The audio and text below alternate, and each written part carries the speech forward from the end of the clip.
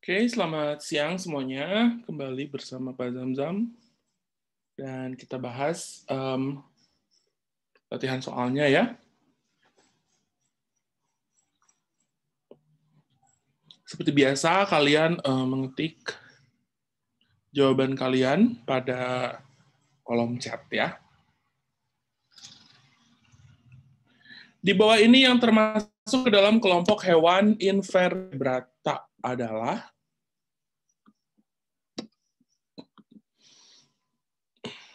yang termasuk ke dalam invertebrata ya. Silahkan diketik jawabannya.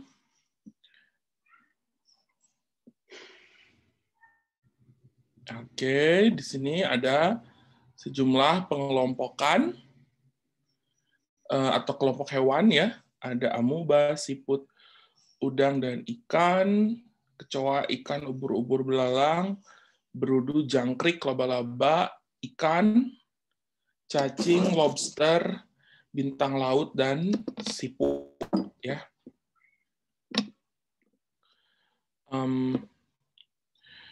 Yang ditanyakan adalah yang invertebrata ya, alias kelompok hewan yang tidak memiliki tulang belakang.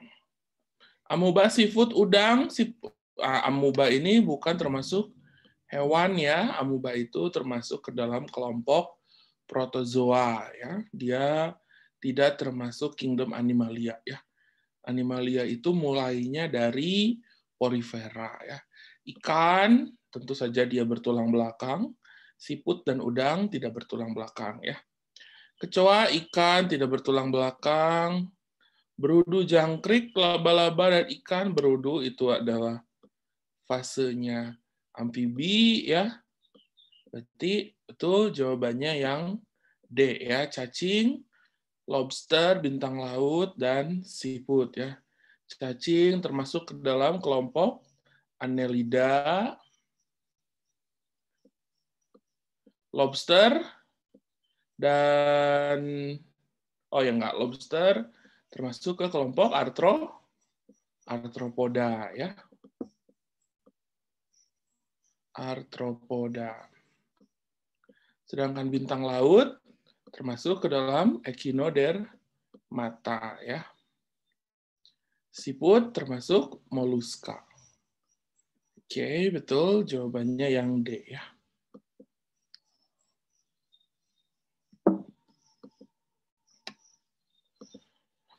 Manakah kombinasi hewan yang tepat dengan organ pernafasan yang dimilikinya? Di situ ada 4 tipe atau organ pernafasan: insang, paru, kulit, dan trakea. Tentukan mana 4 alat pernafasan tersebut. Silakan tentukan jawabannya.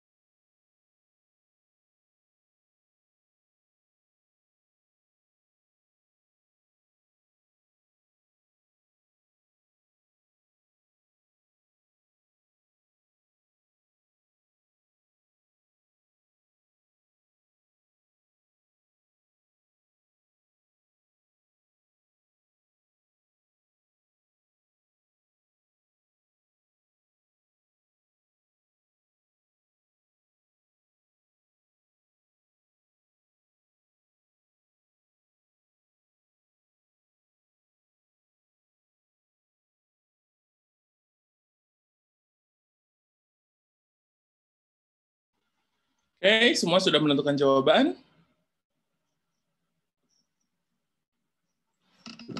Di sini ada beberapa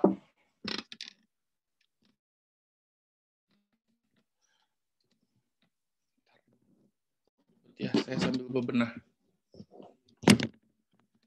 Ada beberapa alat sistem pernafasan, ya kan? Ada insang, ada paru-paru, ada kulit, ada trachea, ya. Alatnya merupakan alat sistem pernafasan. Kepiting, dia kan termasuk hewan air, ya. Nah, berarti di sini kita lihat aja di barisan ini, apakah semua hewan air? Semuanya hewan air, ya. Nah, ikan glodok, walaupun dia ini adalah termasuk ikan yang bisa hidup di pantai pasang surut, ya. Jadi pantai yang kadang dia mengering gitu. Jadi si ikan glodok ini ikan yang dia bisa berjalan dengan siripnya, ya. Jadi dia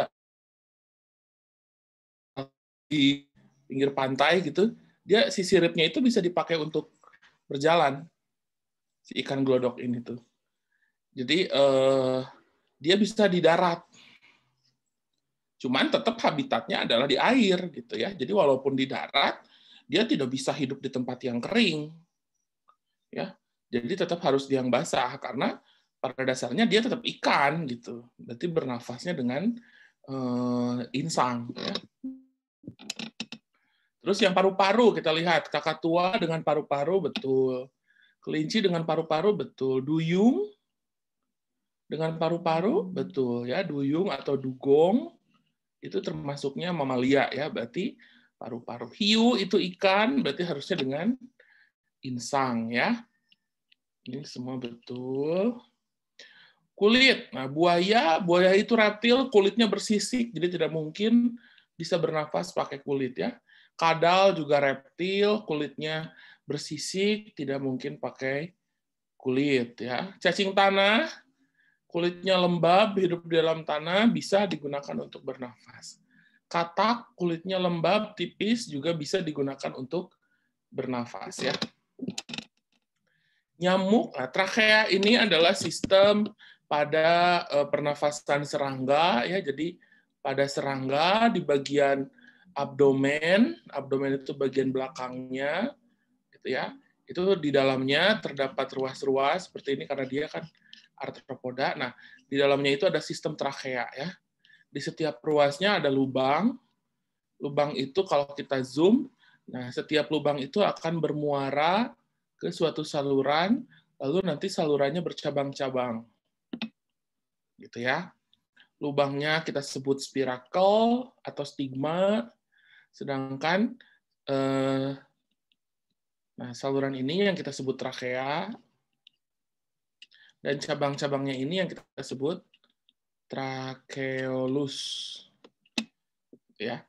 Nah, ini disebutnya sistem trachea. Jadi bukan trachea yang bukan trachea tenggorokan ya. Trachea itu secara Latin artinya batang ya. Batang yang bercabang. Nah, trachea ditemukan pada semua kelompok serangga ya, juga pada kaki seribu ya. Kaki seribu juga dengan trachea. Nyamuk, trachea kecoa, trachea belalang, trachea capung, trachea karena semua adalah serangga ya. Di antara ABC yang semuanya benar adalah C ya, betul. Rata-rata jawaban kalian sudah benar ya. Good.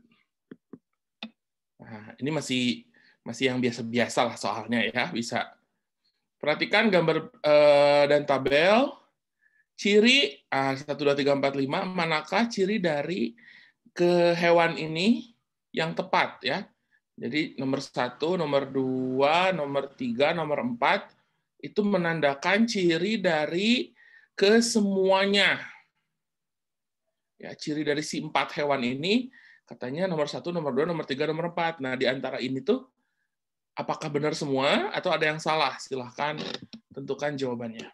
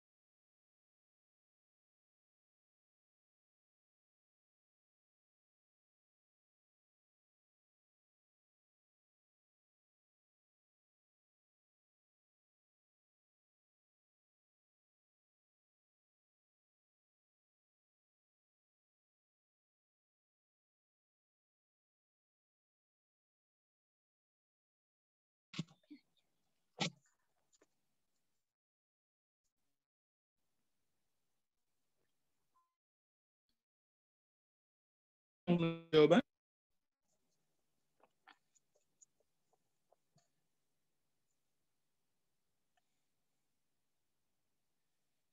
Lu ke rumah jam berapa? Oke, semuanya sudah ya? Nah, Mari kita tapi enggak ikut.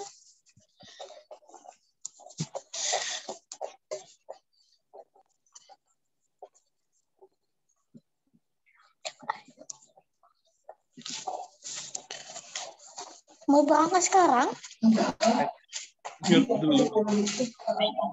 Oh, Kak Tarik bisa dibantu.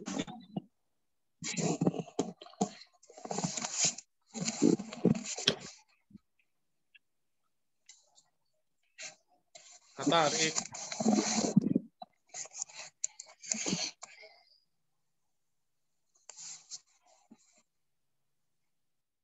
Nah, oke, sip. Oh, ada Ega sekarang. Halo Ega. Ega ini peserta baru ya?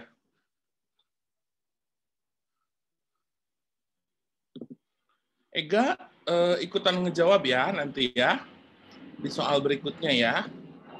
iya. Siap. Oke,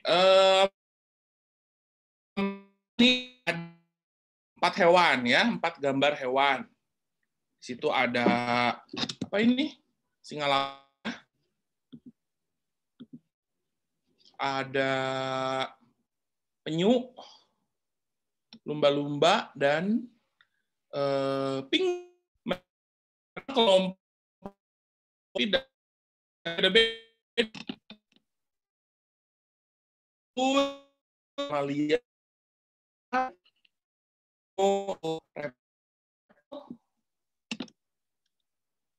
lumba, dan penguin.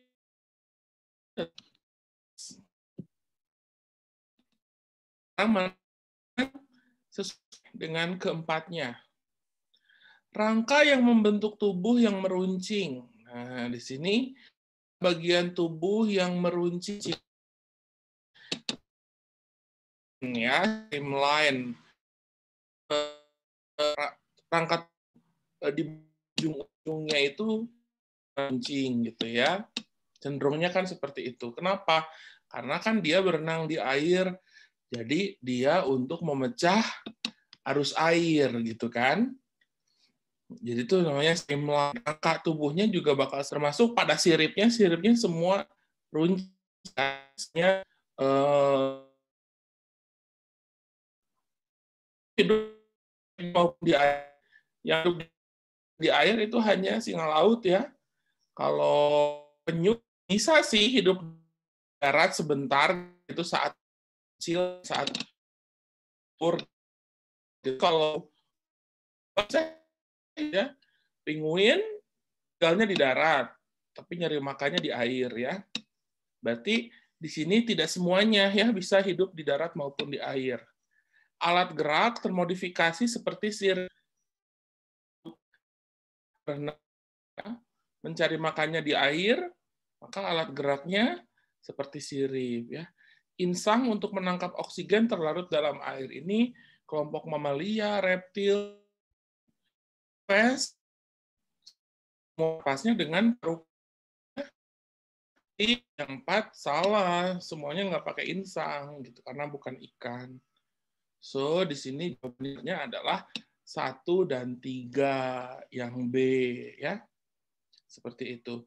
Jadi sekali lagi tubuh yang meruncing itu sipnya memipih gitu ya. Terus bagian lihat kepalanya kan ini ya lancip-lancip ya. Tuh. Ini meruncing gitu kan. Ini meruncing juga gitu. Ini meruncing juga. Yang ini meruncing juga. Untuk apa? Tadi untuk memecah arus air. Istilahnya itu streamline ya. Streamline.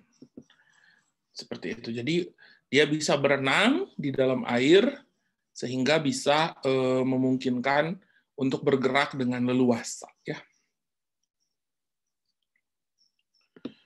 Oke, lanjut soal berbahasa Inggris. Study the table below. Which animal is wrongly described? Katanya ya.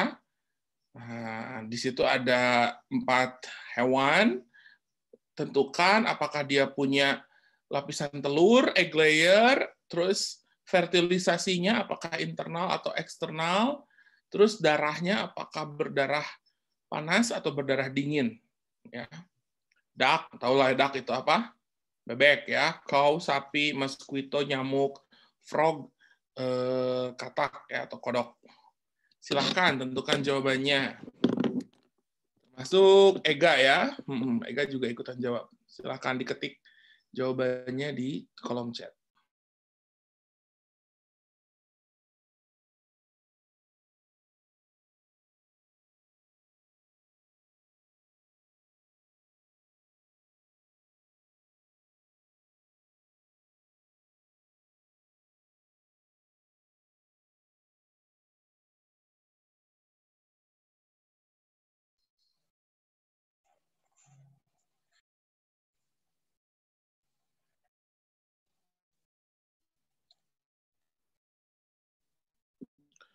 Oke, Osbert sudah menentukan jawaban.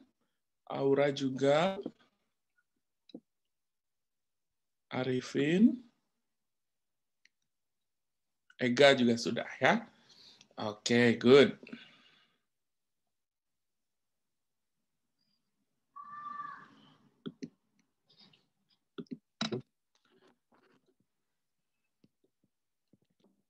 Mari kita lihat.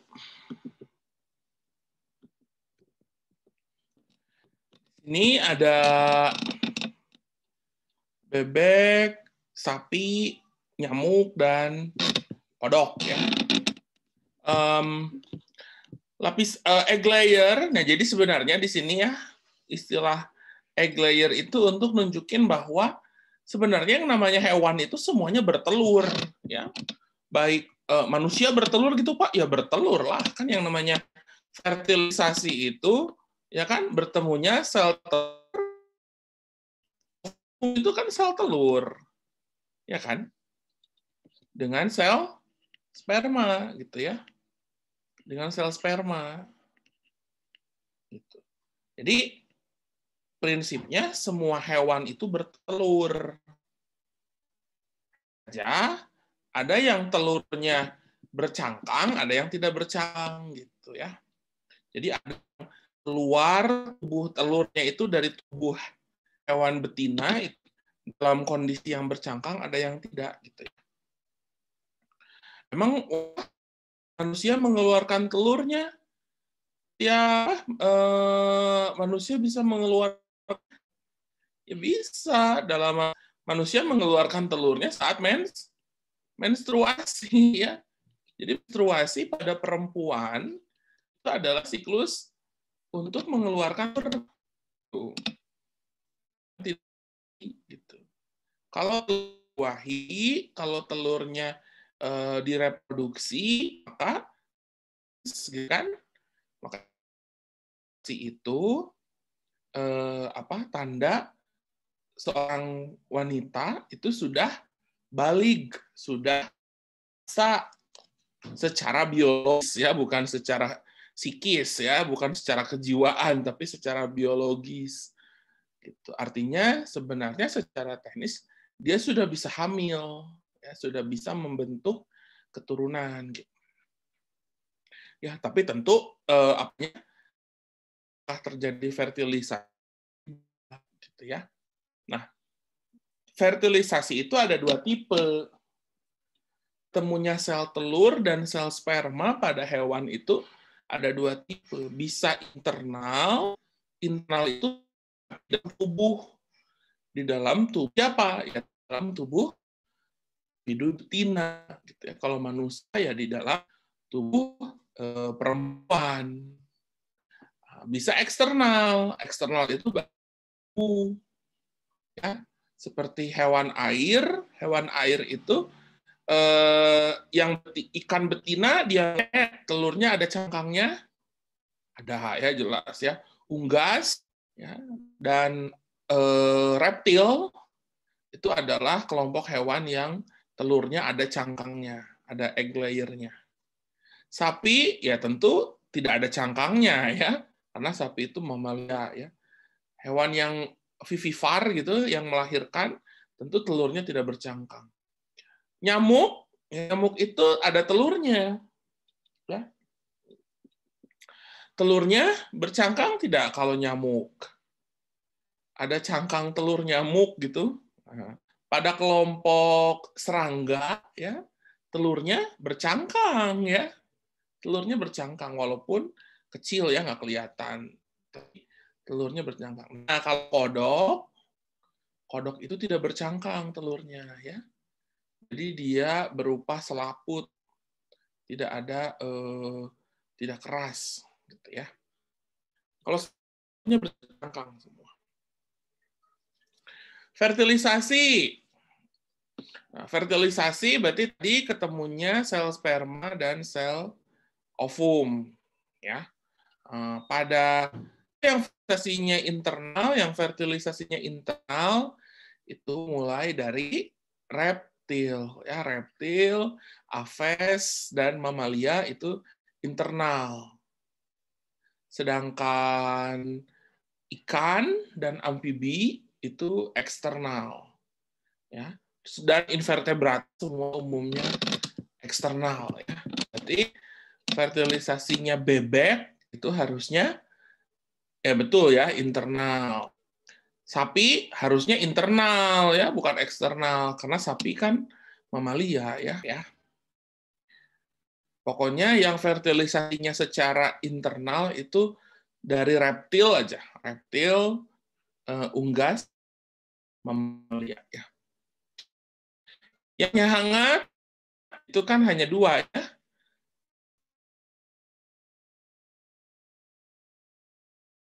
Mamalia dan kodok, dan sapi itu berdarah panas ya, atau berdarah hangat. Nyamuk, kodok itu harusnya berdarah dingin ya. Berarti ini betul, yang ininya salah ya. So, jawabannya adalah A ya. Oke, coba lihat. Masih yang keliru ya. Ya, jadi harus teliti terutama dalam menentukan karakteristik yang kurang umum ya, kayak egg layer gitu. Meneket teh nyamuk telurnya gimana kan? Pakai logika aja gitu ya. Ya itu nyamuk itu kan bertelurnya di air ya. Terus dirami gitu ya, tidak dirami, nggak ditungguin sama si induknya. Nah, berarti dia harus punya proteksi kan, harus punya pelindung. Jadi dia bercangkang. Oke, kita lanjut soal berikutnya. Di antara biota di atas, biota itu organisme ya atau makhluk hidup, tingkat kesamaan DNA tertinggi pada hewan titik-titik dan titik-titik. Nah, ini menarik kesannya aja. Wah, apaan kesamaan DNA gitu ya? Kalau DNA-nya sama berarti mereka berkerabat dekat ya. Kalau berkerabat dekat berarti asal dari kelompok yang sama. Jadi soal ini tuh sebenarnya mana hewan yang berasal dari kelompok yang sama gitu. Silahkan tentukan jawaban kalian.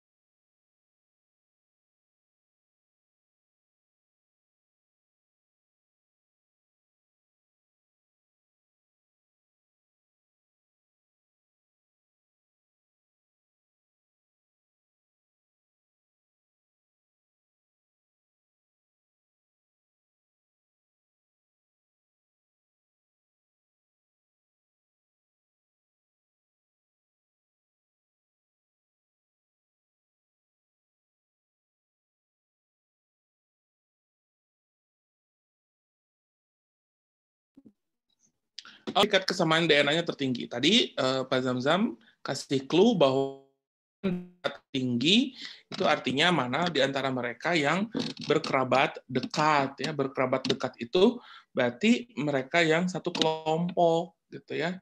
Jadi kalau apa namanya, mereka dikelompokkan ke dalam kelompok yang sama, berarti mereka punya materi genetik yang lebih banyak miripnya, gitu ya. Yang A ini adalah ada yang apa? Bukan belalang sembah ya, ini tuh udang galah, ya, sejenis udang galah. Ya, kalau udang berarti kelompoknya arthropoda, ya, krustase gitu. Arthropoda. Ini yang B, ini adalah kuda laut, ya. Kuda laut itu termasuk apa coba? Kuda laut itu adalah ikan, ya. Hati-hati loh. Jadi Pisces. Kuda laut itu ikan. Jadi walau bentuknya kayak gini, tidak seperti ikan pada umumnya, dia tuh ikan. Yang C, belalang sembah, itu insekta ya.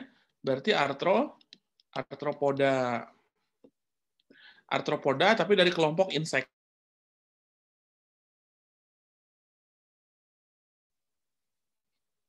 Kepiting ya. Berarti di sini ada 3 arthropoda nih. Mana yang paling berkerabat dekat? A dan C itu dari kelompok A dan D itu dari kelompok krustase ya. Arthropoda itu kan ada 4 kelompok ya. Arthropoda, ada kelompok krustase,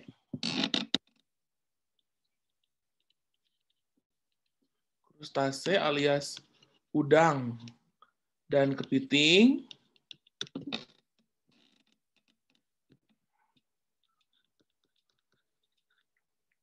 Terus ada kelompok insekta. Insekta itu serangga, ya, semua jenis serangga. Terus ada kelompok arachnida. Itu adalah laba-laba. Susah ya nulisnya. Terus ada kelompok myriapoda, ya, atau kelompok kaki seribu. Gitu ya. Nah, berarti di sini yang paling berkerabat dekat adalah D dan A ya. Karena sama-sama kelompok krustase. Jadi jawabannya yang C. Coba lihat. Ada yang C? Oh, oke, ada yang jawab C ya. Sip. Lanjut. Perhatikan bagan dan hewan berikut. Manakah dari keempat hewan tersebut yang sesuai dengan hewan X katanya? Si X itu punya 3 tahapan siklus hidup, telurnya dibuahi di luar tubuh, berarti fertilisasi eksternal ya, bertelurnya di air. Mana coba? Apakah buaya atau nyamuk atau katak atau ikan?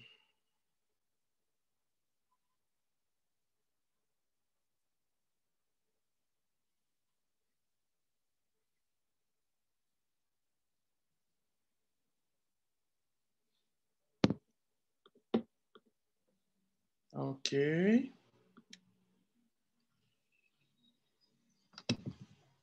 Silahkan tentukan jawaban untuk nomor 6. Baru Aura yang menentukan jawaban.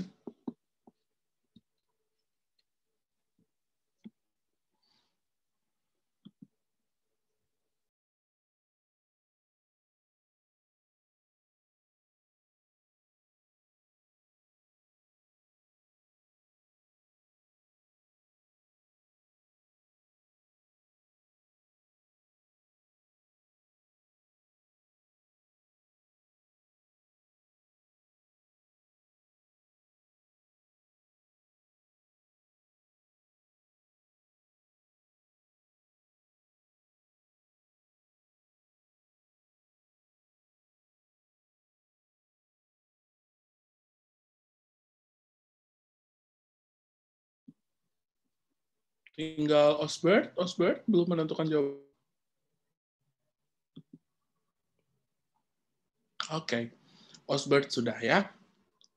Baik, ini ada beberapa ciri yang harus kalian identifikasi.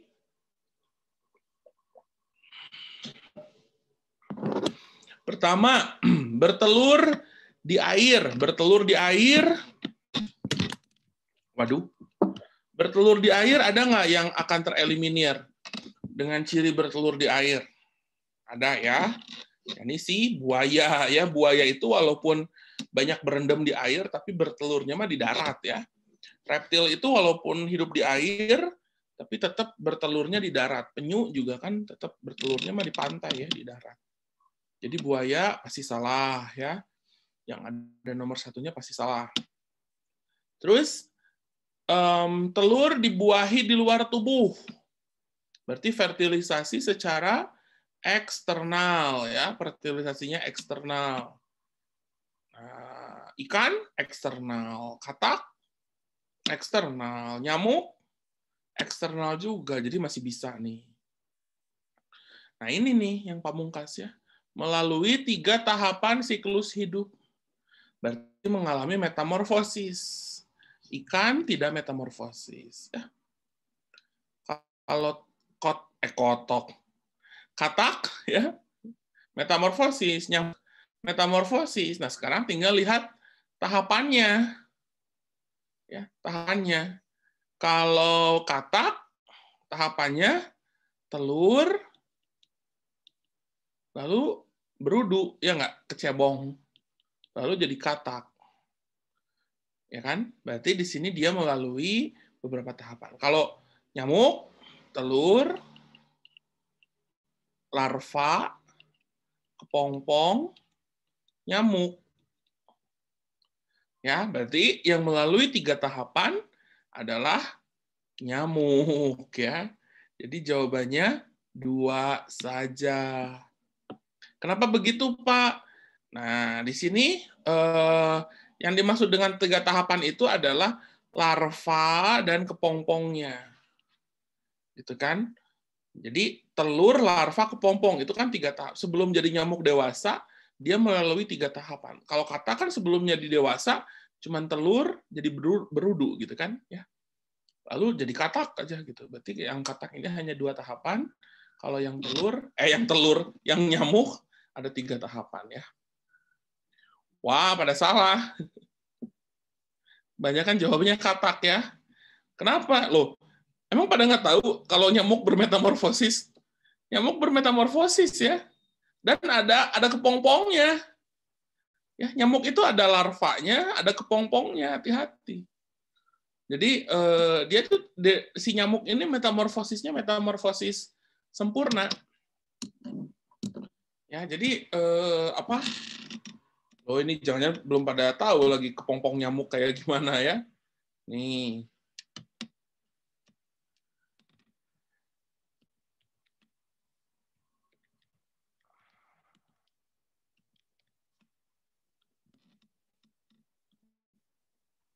Tuh. Tuh, dia ada kepompongnya. Mana? Ini aja lah. Tuh ya. Jadi kayak gini. Jadi di dalam air itu nyamuk itu nggak cuman bertelur gitu, tapi di sana juga ada kepompongnya, ya. Ada larvanya. Nah, ini kepompongnya. Jadi nyamuk gitu. Ini kan beda banget ya. Si fase-fasenya itu. Jadi nyamuk itu metamorfosisnya sempurna, gengs. Hati-hati. Jentik nyamuk tuh yang mana, Pak? Nah, tergantung. Makanya kalau jentik nyamuk bergerak-bergerak, itu berarti larvanya. Tapi kalau diam aja, itu berarti udah kepompongnya. Ya. Biasanya kepompongnya itu ada di permukaan air. Kalau larvanya, dia bisa punya insang, larvanya itu bernafas pakai insang, jadi bisa berenang, makanya kalau dalam air dia bisa gerak-gerak gitu. Kalau pupa ini mulai berubah si pernafasannya dari insang menjadi trakea gitu. Makanya pupanya nyamuk itu banyaknya di permukaan air. Ya. Banyaknya di permukaan air. Nanti, nah ini tuh. Tuh kayak gini ya, si nyamuknya. Oke. Nah, ini belum pada tahu kayaknya nyamuk ada larvanya, ada pupanya ya, ada kepompongnya. Makanya jawabnya pada kotak ya. Oke. Nah, perhatikan 4 jenis lintah di bawah ini katanya. Nomor 7 ya, karakter morfologi yang dapat digunakan untuk mengelompokkan jenis lintah di bawah ini adalah, silakan tentukan jawabannya. Ada lintah ribbon, lintah tiger, lintah medicine, lintah horse, ya. Kira-kira karakter apa yang digunakan untuk membuat mereka jadi satu kelompok gitu? Apa dasar pengelompokannya? Tentukan jawaban kalian, silakan.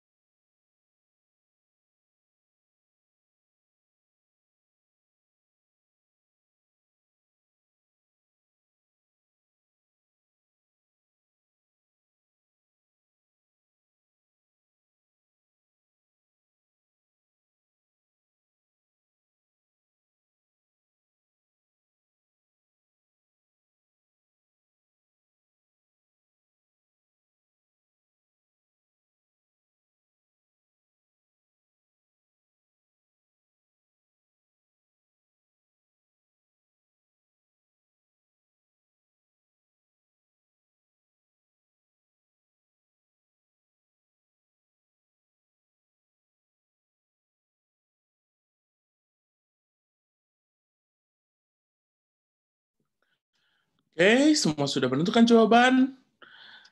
Aura, Ega, Osbert, Arifin. Oke, good. Mari kita lihat jawabannya ya. Ini ada karakter, ada lintah katanya tadi di materi di sesi 1.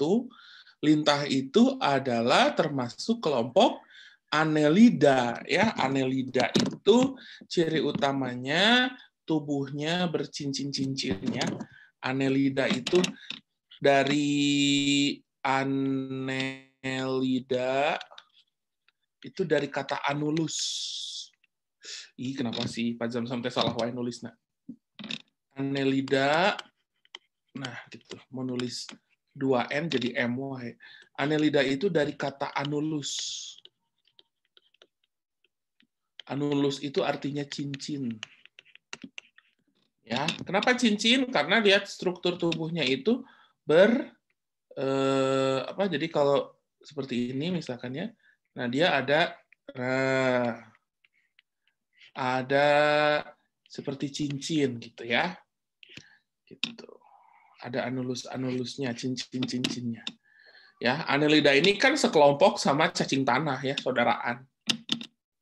Nah, berarti di sini yang paling menjadi ciri khas dari mereka jumlah segmen dan ukuran kepala, letak anus dan pola corak tubuh dan jumlah segmen, pola corak tubuh dan bentuk tubuh. Nah, kalau ukuran kepala, nah beda-beda sih ya. Terus bukan menjadi ciri ilmiah. Tadi ciri utamanya adalah cincin atau segmen ya, segmen tubuh. Berarti pilih yang ada segmennya ya. Karena mereka termasuk Annelida dan ciri utama pengelompokan Annelida itu adalah segmen atau cincin-cincin di tubuhnya gitu ya. Seperti itu. Jadi walaupun di sini juga ada segmen ya. Nah, ada segmen. Jadi antara A atau enggak C yang bisa kalian pilih. Nah, sekarang kata kunci berikutnya adalah digunakan untuk mengelompokkan. Mengelompokkan berarti membuat mereka kita bisa bedakan satu dengan yang lain. Ya, kita bisa bedakan satu dengan yang lain dengan pola yang konsisten, yang tidak akan berubah-berubah gitu ya. Nah, sekarang antara A sama C, pilihan pasangannya antara membandingkan ukuran kepala atau membandingkan corak tubuh. Ukuran kepala ini kan bisa berubah. Kenapa bisa berubah? Ya kalau dia masih kecil, ya lagian kepalanya yang mana kita nggak tahu ya. Nah, sebenarnya menentukan kepalanya itu gampang, bagian yang membesar. Kalau di cacing ataupun di annelida atau di hewan yang bentukannya nggak jelas mana kepalanya, istilahnya itu bukan kepala ya, tapi bagian anterior atau depan dan bagian posterior atau belakang ya. Gitu, posterior itu belakang. Nah, jadi membedakan bagian depannya itu memang dia lebih besar gitu ya, dan bagian belakangnya lebih kecil gitu ya. Nah, tadi semuanya sama ya polanya gitu, yang ada bagian anterior yang lebih besar dan posterior yang lebih kecil, berarti nggak bisa dibedain kalau dari ukuran kepala. Nah, tapi kalau corak tubuh, yang satu ada corak-coraknya gitu ya, yang satu lebih ke abu-abuan, yang satu lagi gelap, berarti ini bisa kita pakai untuk ciri mengidentifikasi. Ya, berarti jawaban yang tepat adalah C. Gitu ya. Kita lihat, ada yang jawab C ya. Oke, nah ini yang penting tuh ada segmennya aja dulu. Ya, jadi kalau kalian udah milih A atau C, nah itu udah benar. Tinggal pakai logika sisanya gitu. Kalau mengelompokkan hewan harus pakai ciri yang konsisten atau yang bisa berubah. Ya harus yang konsisten gitu. Kalau ukuran kepala nanti dia tuh waktu kecil kepalanya kecil, waktu gede kepalanya gede atau berubah-ubah gitu ya. Maka yang tidak berubah apa? Corak tubuh gitu. Kalau dasarnya memang dia belang-belang, ya sampai dewasa juga bakal tetap belang-belang. Gitu ya. Itu logikanya. Ya. Oke, lanjut soal berikutnya. Pilihlah pasangan makhluk hidup pada gambar di atas yang memiliki hubungan kekerabatan paling dekat. Nah, ini hati-hati loh, pengecoh. Silahkan tentukan jawaban kalian.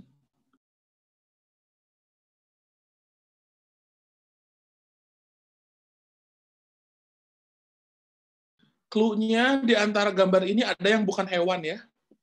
Hati-hati.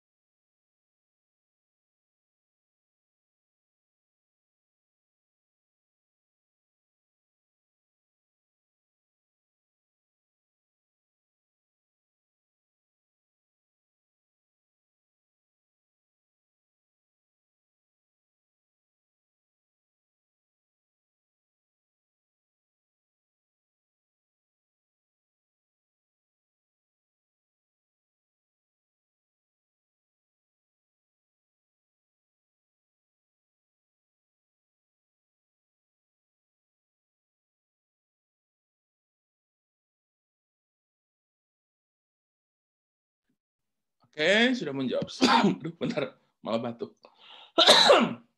Sudah menjawab semuanya ya. Ada yang beda-beda ya. Nomor 1.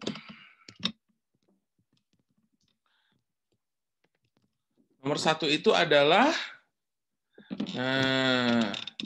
ada tentakel-tentakelnya, ya kan? Kelihatan tentakelnya, terus di tengahnya ada mulutnya. Ini adalah anemon laut ya, atau kelompok Solenterata, hewan berongga. Terus nomor 2 mah itu adalah bunga ya, bunga matahari. Terus nomor 3 itu adalah kelompok Echinodermata ya, lili laut. Nomor 4, nah ini ada tali gitu, di tengahnya ada mulutnya, itu juga sama, kelompok Echinodermata. Nomor 5, ada tentakel, ada mulut, ini adalah kelompok Solenterata. Berarti di sini pasangan yang hubungan kekerabatannya paling dekat adalah 1 dengan 5, 3 dengan 4 ya. 1, 5, 3, 4 C jawabannya ya. Nah, ini berarti kalian selain harus baca-baca, oh ada yang jawab C ya. Selain baca buku, belajar, juga harus sering lihat-lihat ini, lihat-lihat gambar, lihat-lihat Discovery Channel gitu, biar tahu hewan-hewan, tumbuhan-tumbuhan bentukannya kayak apa. Jangan sampai nggak tahu lili laut itu kayak gimana gitu ya. Solenterata bentukannya kayak apa gitu. Nah, daripada nonton game aja, YouTuber daripada lihatin Atta Halilintar aja gitu ya. Coba lihat YouTube-nya, lihat juga tentang animalia gitu ya, tentang ragam hewan di lautan, di darat. Jadi biar ngelihatnya gitu. Atau kalian punya memori gitu. Oh iya, pernah lihat ini gitu ya, pernah lihat hewan ini. Kayak gitu. Kalau sama sekali enggak, wah, di era internet sekarang kayaknya orang bisa ngelihat apa aja ya gitu. Jadi justru kita manfaatkan sebagai bahan untuk belajar ya. Oke, berikutnya. Nah, lumayan mikir nih. Setiap organ pada tubuh hewan memiliki peran penting dalam menjaga fungsi kehidupan hewan tersebut, termasuk peran sistem pencernaan. Tadi kita udah ngomongin klasifikasi, soal-soal yang tadi itu klasifikasikan semua. Sekarang ke sistem organ ya. Secara khusus, fungsi sistem pencernaan pada hewan mamalia, silahkan tentukan jawaban kalian. Fungsi sistem pencernaan pada mamalia.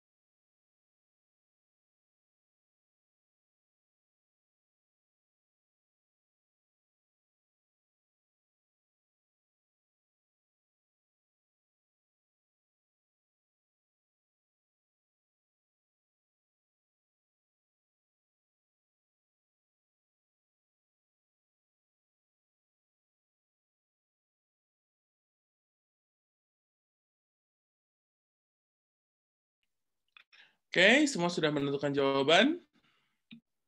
Mari kita lihat. Fungsi sistem pencernaan. Di sini kan kata kuncinya adalah sistem pencernaan, terdiri dari berbagai organ pencernaan, ya kan, dari mulai mulut sampai ke anus ya. Menyederhanakan struktur makanan untuk diserap ke tubuh.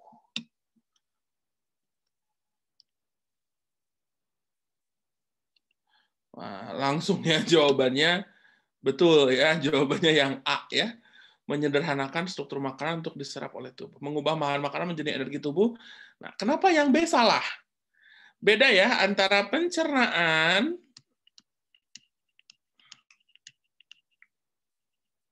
dengan metabolisme. Metabolisme itu adalah proses menghasilkan energi. Ya. Nah, energi itu didapat dari makanan, tapi makanannya dalam ukuran yang kecil atau yang sudah bisa diserap oleh sel. Jadi proses metabolisme terjadinya di dalam sel.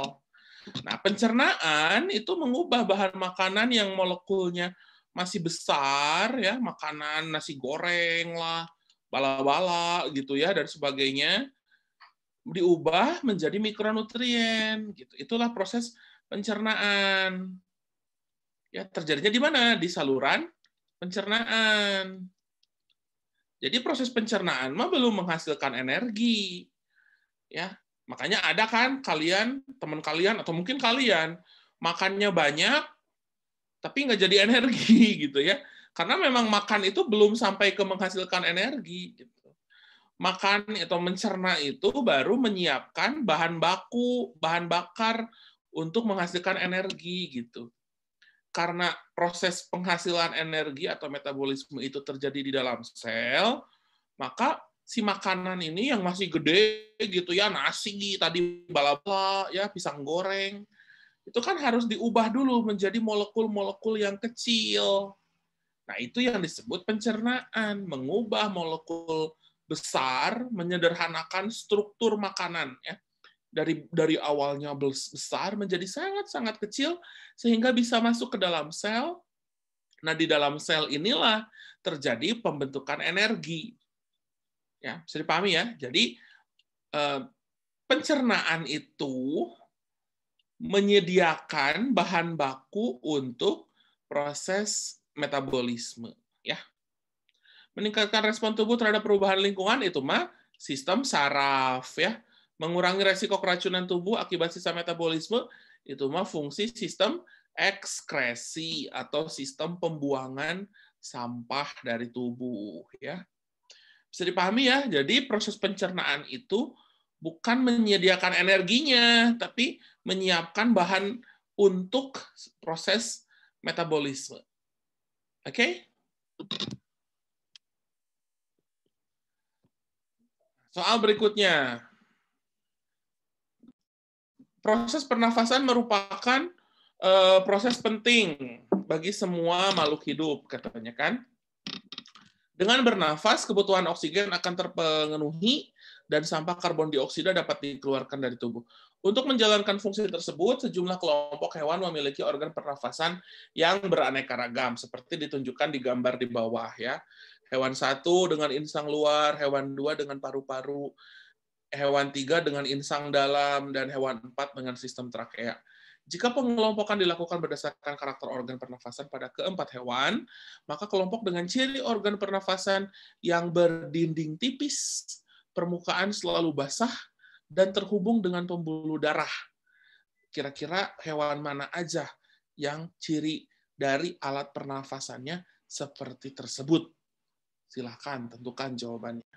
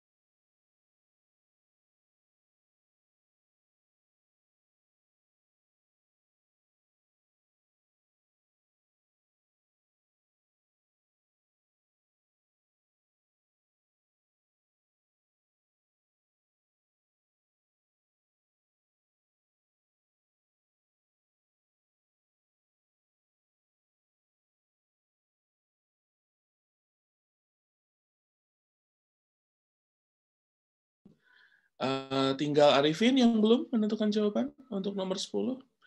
Oke. Nomor 10 ya, Osbert. Baik, mari kita lihat. Cirinya di situ dituliskan ada dindingnya tipis. Nah, kalau berdinding tipis, tadi di sesi 1 dibahas bahwa epitel-epitel yang tipis itu ada di sistem pernafasan, ya, termasuk di paru-paru dan semua alat pernafasan. Jadi kalau cuma dindingnya tipis, semua juga pasti dindingnya tipis ya. Yang namanya alat pernafasan itu dindingnya harus tipis karena untuk pertukaran gas. Terus permukaannya selalu basah. permukaannya selalu basah. Ya. Permukaan selalu basah. Nah, apakah berarti hewan air saja? Nah, ya, permukaan selalu basah itu adalah ciri khas dari seluruh sistem atau seluruh organ pernafasan, ya. Jadi mau paru-paru pun tetap basah, ya. Ya, jadi paru-paru kita itu di alveolus itu basah sebenarnya karena ada cairan namanya surfaktan gitu. Jadi walaupun kita bernafas di darat ya, di udara gitu, tetap di dalam paru-paru itu basah. Walaupun basahnya bukan berarti tergenang gitu ya. Jadi kalau kalimatnya permukaan selalu basah, semua permukaan organ pernafasan itu selalu basah, termasuk trakea ya. Terus terhubung dengan pembuluh darah. Semua alat respirasi, alat pernafasan pasti terhubung dengan pembuluh darah, ya kan? Cuman ada cumannya ya. Ada hewan yang sudah memiliki pembuluh darah, ada yang belum, kan gitu, ya. Di sini kebetulan semuanya sudah punya pembuluh darah, gitu ya. Seperti itu. Belum, Deng. Ada yang belum. Siapa? Ini ya. Si serangga. Serangga itu, sistem trakea itu mengedarkan udara langsung ke seluruh sel. Jadi tidak lewat pembuluh darah. Gitu ya. Tidak lewat pembuluh darah. Makanya jawabannya yang C. Gitu. Bisa dipahami ya? Kalau udang, insang dalam, itu sudah punya pembuluh darah. Kelinci apalagi ya. Ini si salamander juga sudah punya pembuluh darah. Nah, untuk sistem trakea itu mengedarkan, dia punya pembuluh darah ya. Si serangga ini punya pembuluh darah, tetapi ya, sistem trakeanya tidak nyambung ke darah gitu. Jadi darah hanya untuk mengedarkan sari-sari makanan aja. Sedangkan gas ya oksigen itu langsung diedarkan oleh sistem trakeanya. Seperti itu ya. Makanya yang 4 itu nggak masuk karena sistem atau alat organ pernafasannya tidak terhubung ke pembuluh darah. Oke, jadi jawabannya 1, 2, dan 3. Yang C, ada yang jawab C nggak? Wah, tidak ada ya. Berarti harus lebih teliti lagi, hati-hati.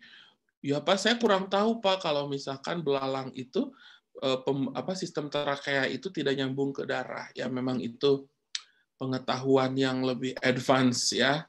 Tapi kan dengan belajar ini jadi kalian tahu ya sekarang ya. Jadi tidak semua sistem pernafasan itu nyambung ke pembuluh darah ya. Sistem trakea itu tidak nyambung ke pembuluh darah. Oke? Ini lumayan ya, agak susah. Lanjut. Gambar di atas menunjukkan adanya keragaman bentuk salah satu organ tubuh serangga. Faktor alami yang menjadi penyebab keragaman tersebut adalah, silahkan tentukan jawabannya.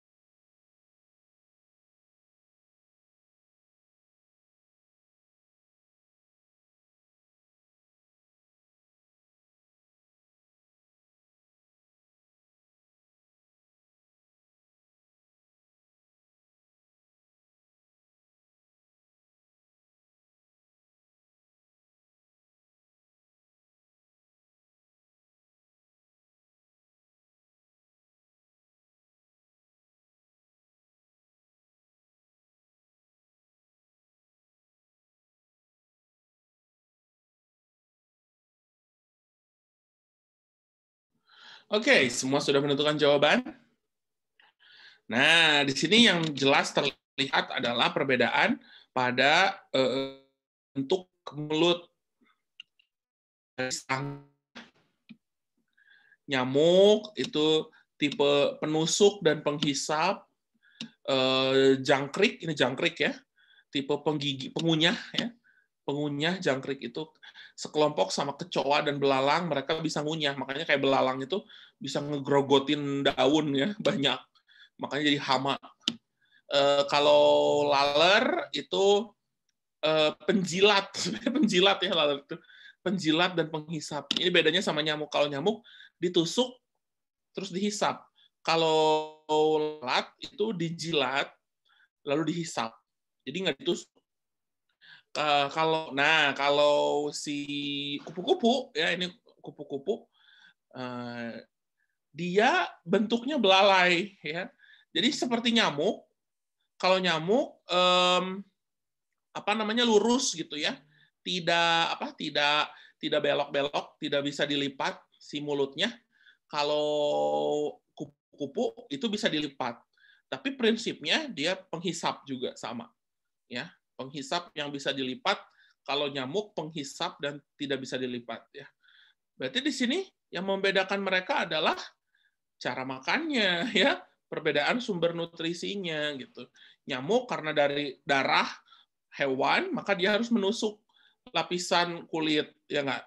Si belalang dan jangkrik karena dia makan daun berarti harus bisa mengunyah.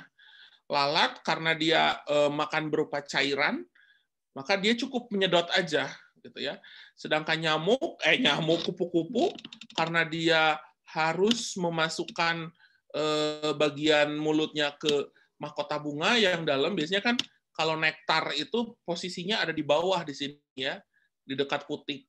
Jadi si kupu-kupunya harus mau nggak mau memasukkan mulutnya jauh ke dalam sini gitu. Ya, jadi nektar ya. So jawabannya yang D ya. Nah, hati-hati, ada yang jawab C, perbedaan proses pencernaan. Pencernaannya mah sama aja, masuk ke mulut, masuk ke lambung. Yang membedakan adalah sumber bahan makanannya. Ya. Ya. Coba kita lihat jawabannya. Aura kecoh ya. Hati-hati, proses pencernaan itu berarti yang terjadi di dalam tubuh. Ini yang membedakan mereka kan bahan makanannya, bukan proses mencerna, tapi bahan makan. Oke. Silakan tentukan jawabannya untuk soal ini.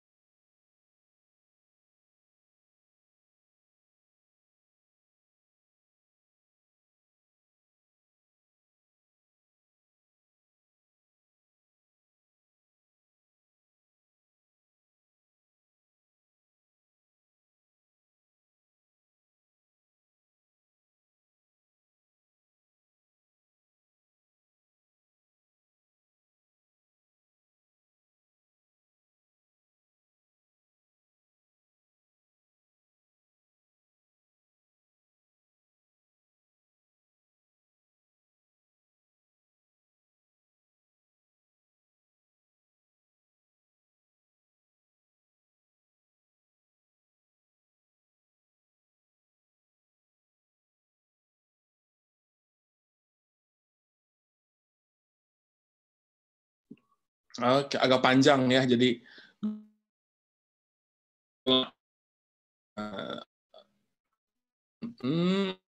Livin udah, Osbert udah. Oke, good.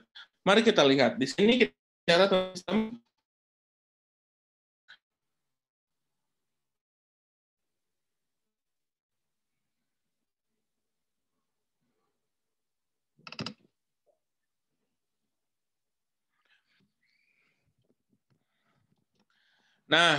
kamu lihat tadi di sesi pertama kita bahas bahwa yang namanya proses bernafas, baik itu pernafasan dada maupun pernafasan perut, ya kuncinya adalah perubahan pada rongga dada, ya karena yang namanya udara itu bergerak dari tekanan atau area yang tekanan tinggi ke tekanan rendah. Sementara tekanan dipengaruhi oleh volume, ya. Tekanan itu berbanding terbalik dengan volume.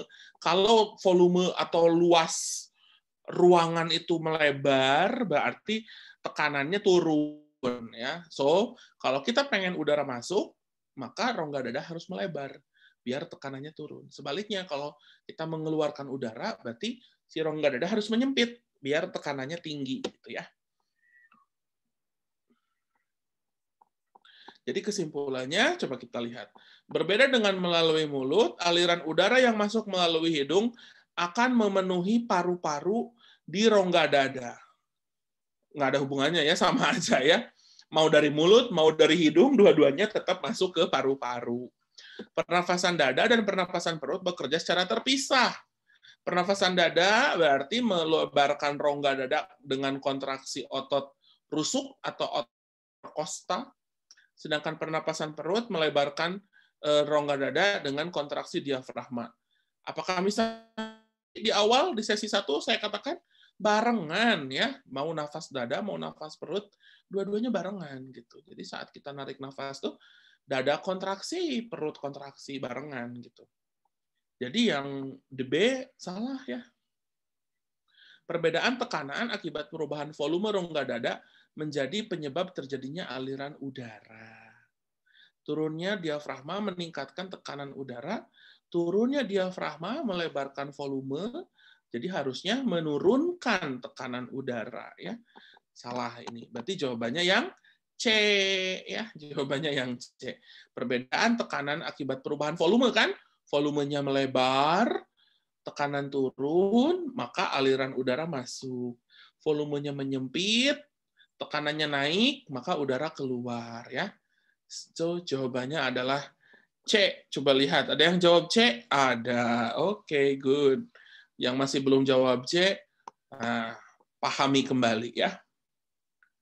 Lanjut. Keberadaan sisik pada kaki ayam menunjukkan kelompok unggas memiliki kekerabatan paling dekat dengan siapa? Nomor 13, silahkan tentukan jawabannya.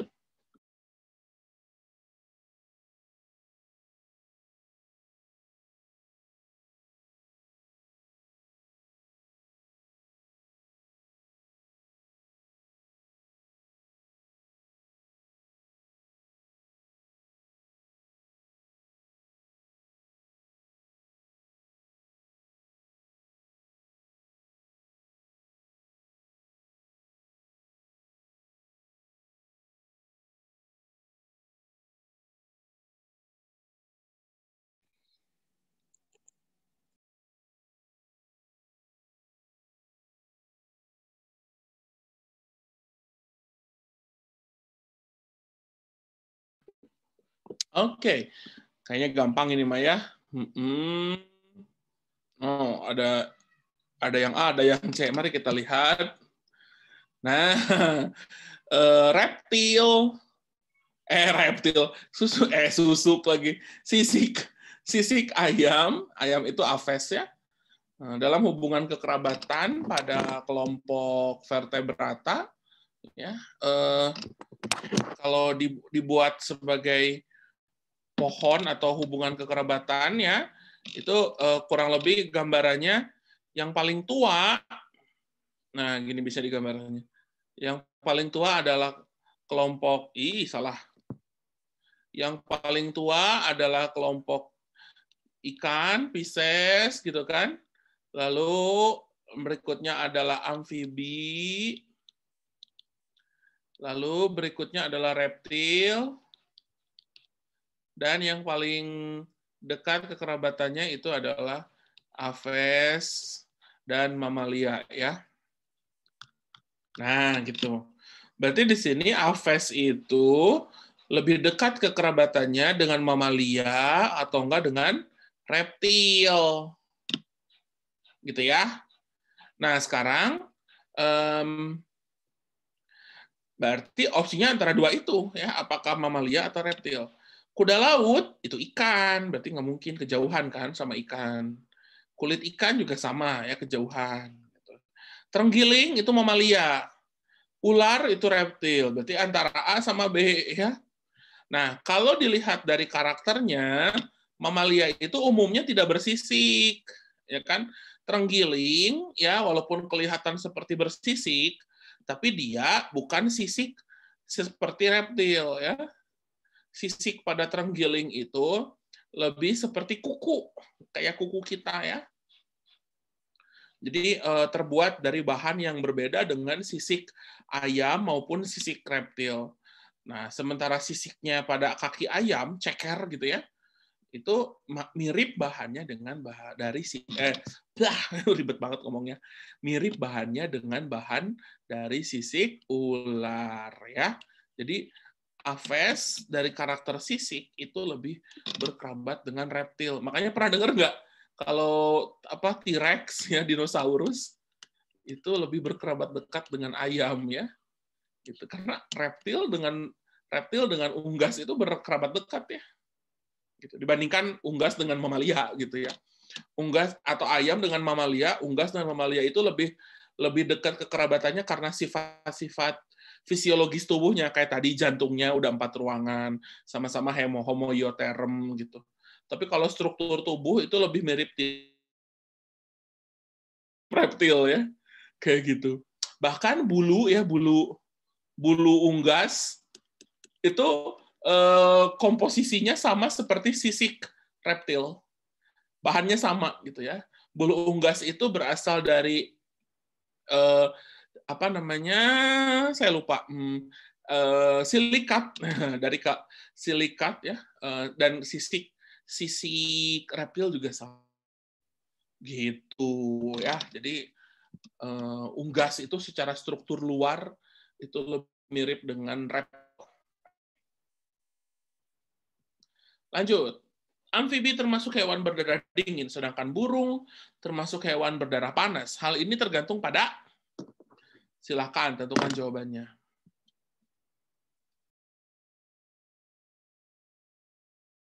Oh ya, kalau mau nanya boleh ya, diketik aja. Kalau mau nanya malas ngomong, diketik aja.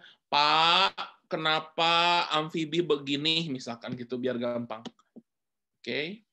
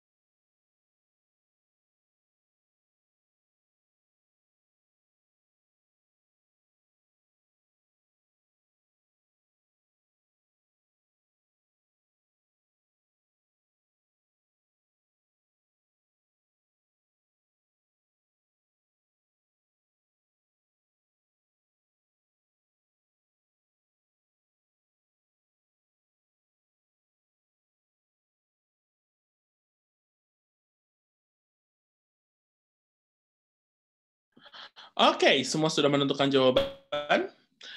Hewan berdarah dingin, berdarah panas itu dipengaruhi oleh kemampuan hewan tersebut dalam mengendalikan suhu tubuhnya ya. Hewan berdarah panas atau homoioterm berarti suhu tubuhnya cenderung tetap, tidak mengikuti perubahan lingkungan ya.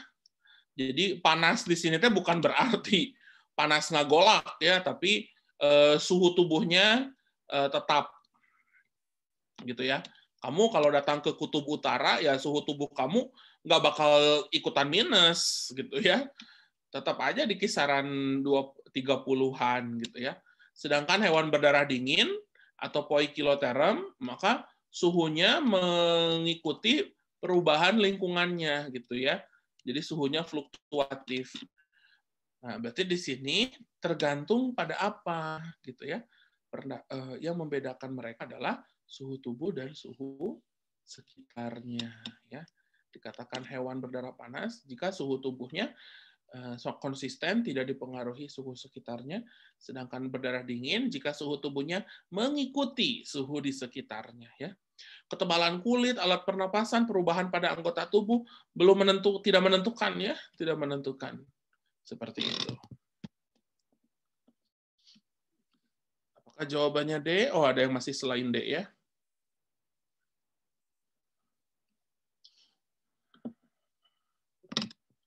Lanjut. Nah, ini menarik soal ini nih. Perhatikan gambar proses pencernaan pada 4 jenis bahan makanan. Ada bahan 1, bahan 2, bahan 3, bahan 4 katanya. Berdasarkan informasi pada grafik di atas, kita dapat mengetahui bahwa keempat bahan makanan mengalami tahapan proses pencernaan yang berbeda pada setiap organ saluran pencernaan yang dilewati. Mulut, esofagus, lambung, sanus, ya.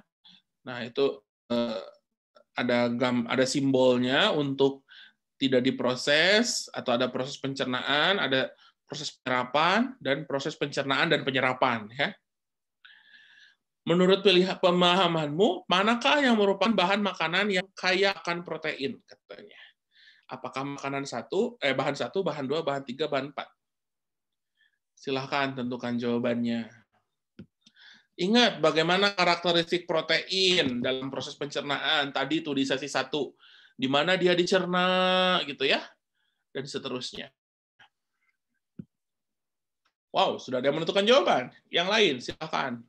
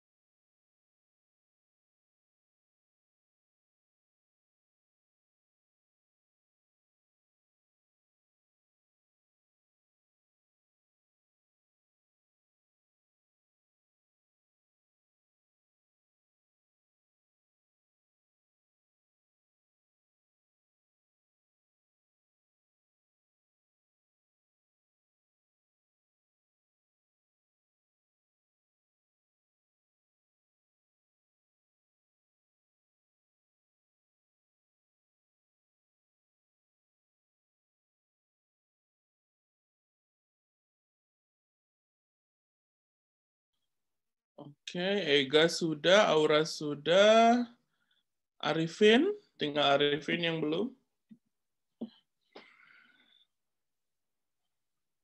Oke. Mari kita lihat jawabannya. Di sini, ini kan kelihatan banget ya. Minimal kalian bisa mengidentifikasi dari di mana proses makanan tersebut awalnya dicerna. Lihat, misalkan nih, bahan 4, dia mulai dicerna di mulut.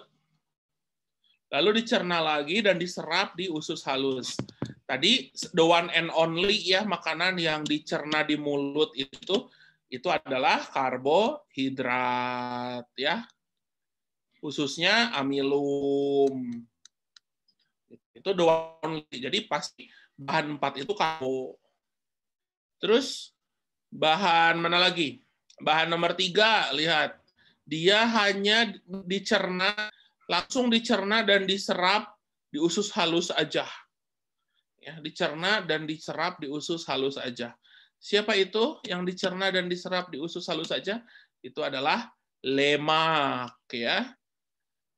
Nomor 2, lihat 2. Tidak dicerna ya, nggak ada proses pencernaan. Kan pencernaan gambarnya gini tuh.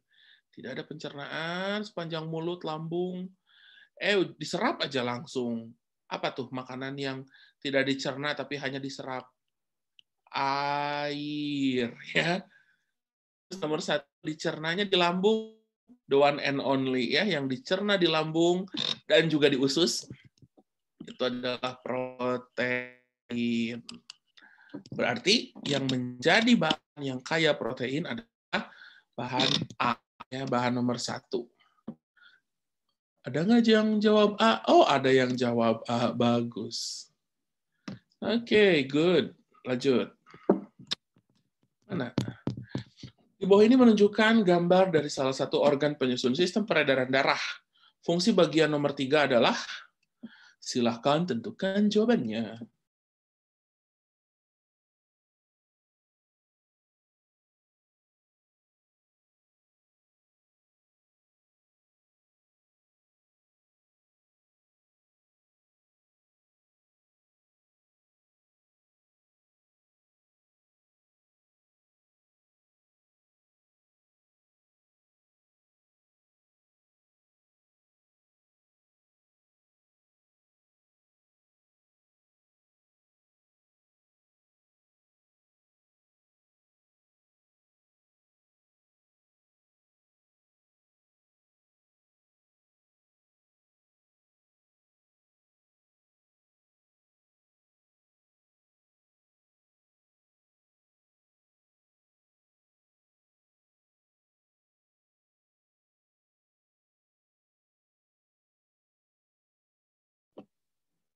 Oke, tinggal Osbert yang belum. Osbert.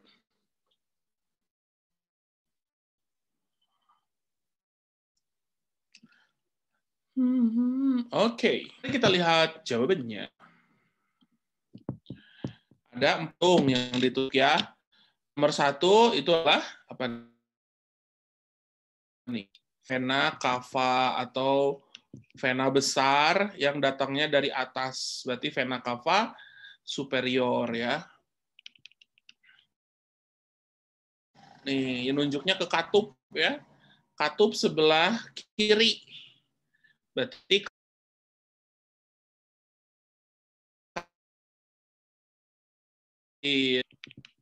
katup lah pokoknya Maya. Yang nomor 3, pembuluh darah ya. Pembuluh darah yang dari bilik. Berarti nomor 4 bilik ya, atau ventricle. Bilik kiri.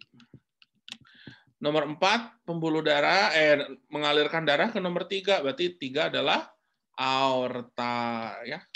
Fungsi aorta, mengalirkan darah keluar dari jantung menuju ke seluruh tubuh. Ya, jawabannya yang D.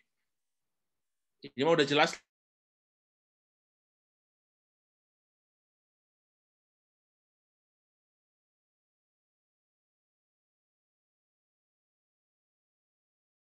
Tinggal kecoh, mengalirkan darah dari paru-paru. Enggak ya.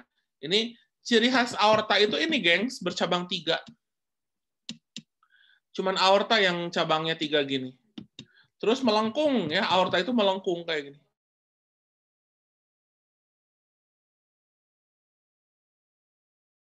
Ditunjuk atau ruangan atau katup gitu, kiran gitu, terus ruang atrium, ventricle, pembuluh darah kanan itu. Nah, kalau di kiri ya pasti arteri itu. Ya. Arterinya yang melengkung itu pasti aorta. Oke. Nah, masih ngomongin darah. Tipe sel berikut yang paling berperan dalam terbentuknya nanah pada luka. Wah, menarik ini. Mana yang menyebabkan terbentuknya nanah pada luka?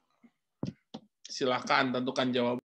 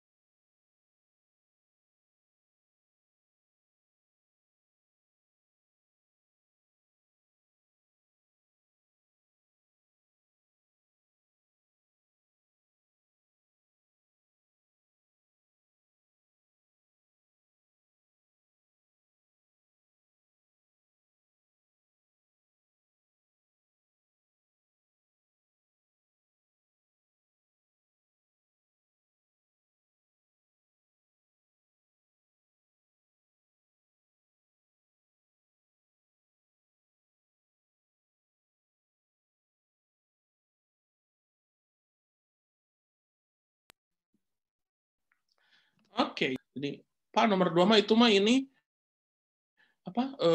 Bolu bukan ya. Ini adalah sel darah ya. Yang A itu adalah sel darah.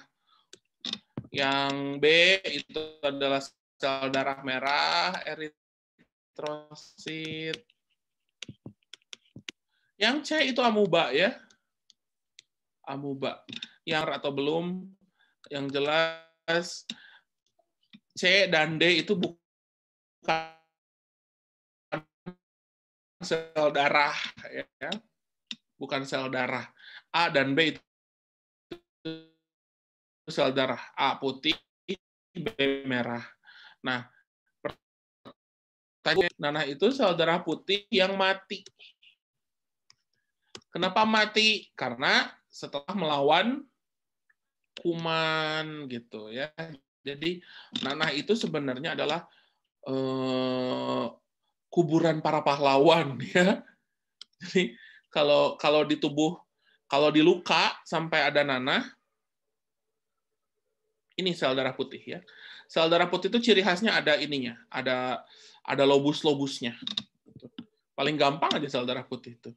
Jadi nanah itu sel darah putih ya. Jadi jawabannya yang A. Sel darah putih itu bentuknya pasti apa? Ada titik-titiknya, ya ada titik-titiknya. Terus si di dalamnya itu ada lobus-lobusnya. Bisa aja dia cuma satu kayak gini. Cuma pasti ada titik-titiknya aja. Atau bisa juga, wah, lobus-lobus ini sebelah.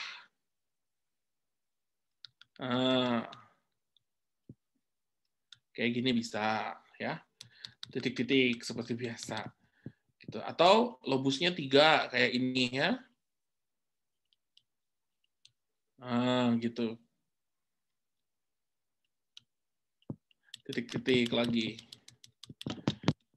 Ya, jadi yang A ini sel darah putih. Dan nanah di luka itu adalah sel darah putih yang mati ya, dari jenis neutrofil.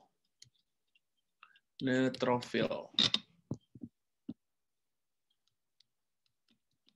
neutrofil. Seperti itu ya. Oke. Sip. Lanjut. Perhatikan gambar di bawah ini, pilihlah pernyataan yang benar tentang interaksi antara hewan. Katanya. Apa itu tuh? Apa yang terjadi di antara... Ini ada berapa interaksi ya di gambar ini? Silahkan, tentukan jawabannya.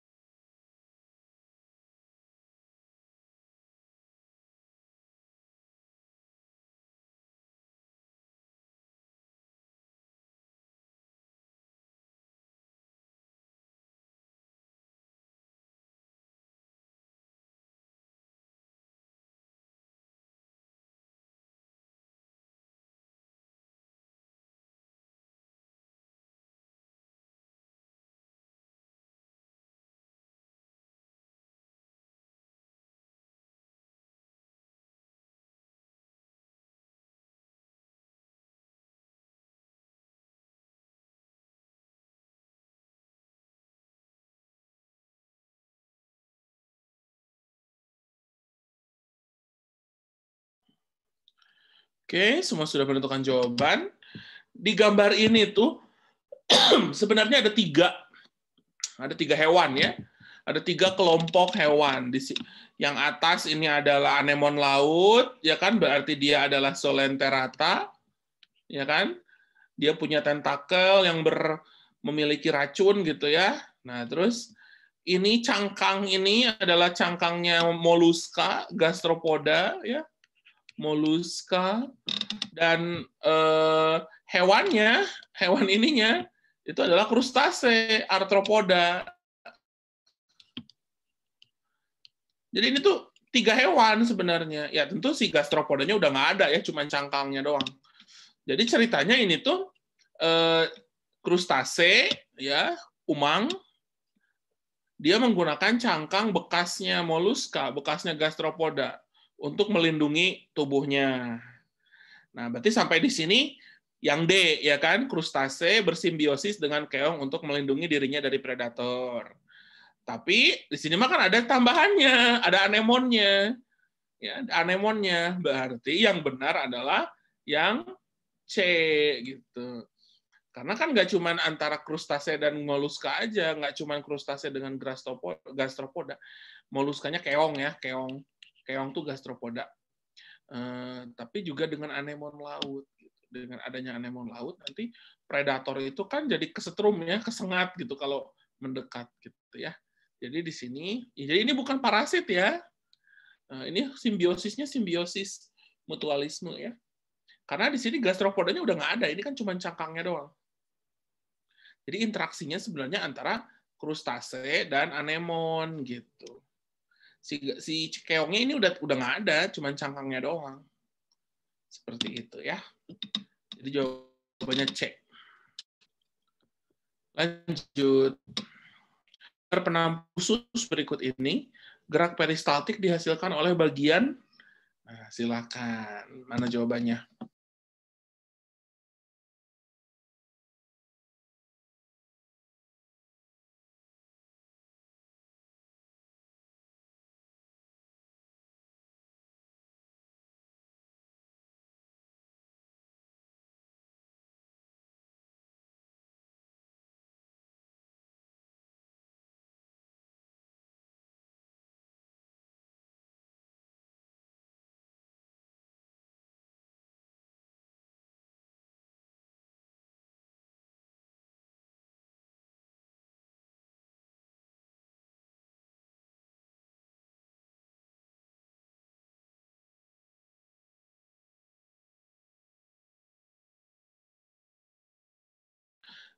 Tinggal Aura yang belum, nomor 19.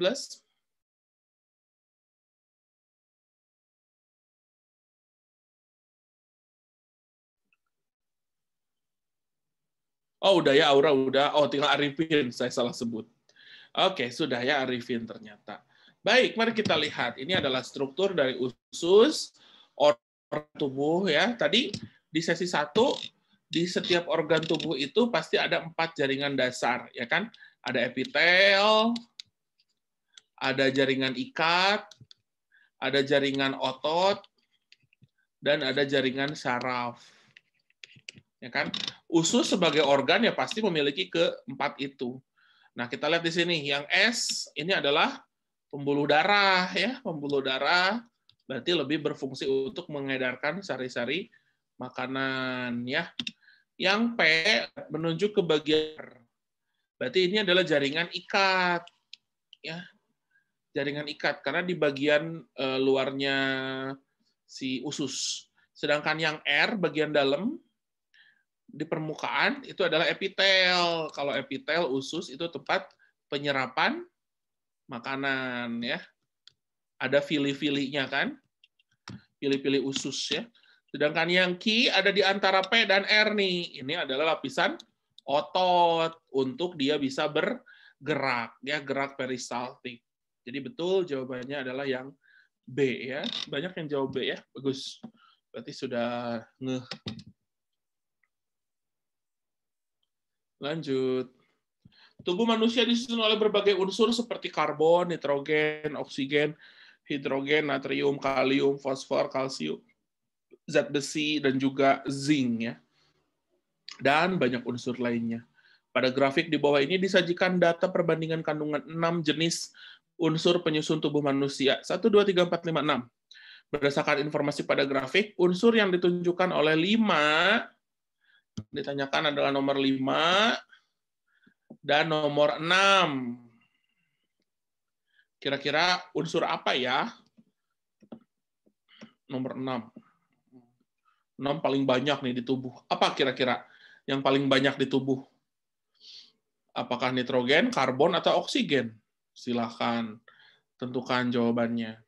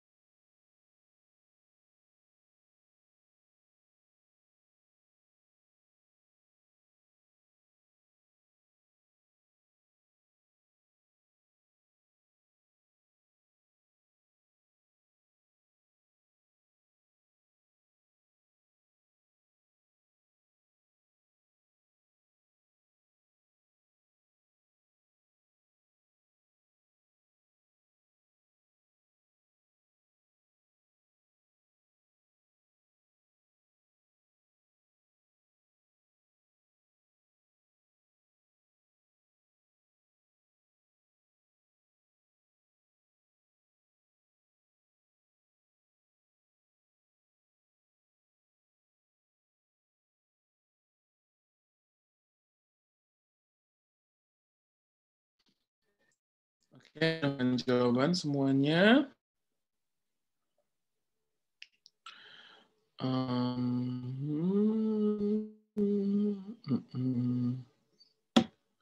Yang paling banyak dibutuhkan oleh tubuh pasti atau yang banyak menyusun tubuh kita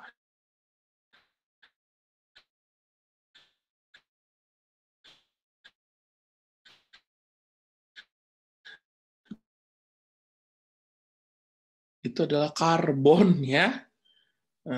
Karbon aktif. Ada banyak yang jawab A, nitrogen, karena mungkin nyangkanya atmosfer ya, nitrogen sebagai paling banyak di atmosfer ya, 78%. Tapi kalau di makhluk yang paling banyak itu adalah karbon. Sekali lagi bukan dua ya, tapi karbon yang ada di karbohidrat, protein, karbon. Karbon itu paling banyak di tubuh kita. Nah, sekarang apakah oksigen atau zat besi yang paling banyak kedua? Ya pasti oksigen lah ya.